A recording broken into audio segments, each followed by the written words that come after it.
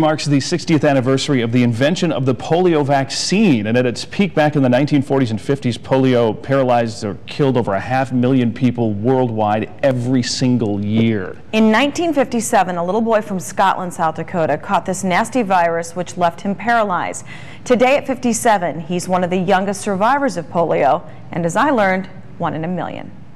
If it has that little antenna problem. When Mark Sternhagen starts his weekly senior level communications class at South Dakota State University, he always brings up what's highlighting headlines in the world of technology. When I was there, it was the iPhone 5. Mark has been a professor at SDSU for 27 years.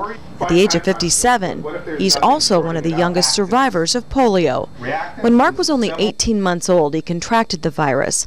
He would spend his entire second year of life in an Omaha hospital, part of that time in an iron lung, a restrictive respirator commonly used back in the 50s. And honestly, I have no recollection really of that. I remember a lot of pain at some point in being in a hospital, but I really don't remember too much really about it. Dr. Jonas Salk invented the polio vaccine in 1952.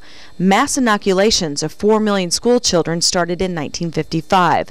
Mark wasn't one of them.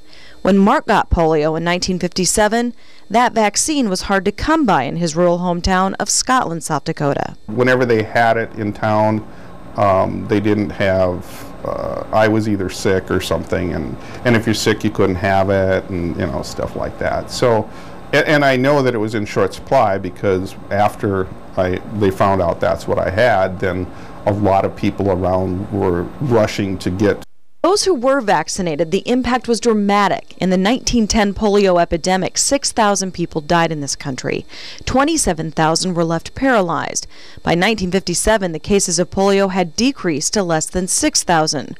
Mark doesn't waste time thinking about what if he'd gotten vaccinated, what if he wouldn't have been paralyzed. Instead, he focuses on what next. I got to a point where I realized that whatever anybody says, whatever the law is, if I go apply for a job and there's the next person along is as qualified as me, they're probably going to hire that person because it's easier. And I realized that I couldn't be as good as the next person. I had to be better. Mark went on to get a teaching degree, electronics engineering technology degree, and a master's in industrial management. Besides teaching ET, Mark also has a computer consulting business on the side. I try to maintain a positive attitude, whether I'm doing teaching or whether I'm working with the computers or customers or whatever. I need to make the most of what I've got because this is what I got, and that's just how it is. And what he's got is patience and perseverance. I think so many of us could learn from him. You know, he missed the vaccine. You know, he got it 2 years after the vaccine came out, and the reason it's an end of an era is because, you know, that vaccination basically wiped it out. And he's one of the youngest survivors. But, you know, he said that the one good thing about it is his immune system is top-notch. Like, he doesn't ever really get sick. Yeah, I guess that would be true. He said he just doesn't understand why anyone wouldn't get vaccinations for all the stuff out there.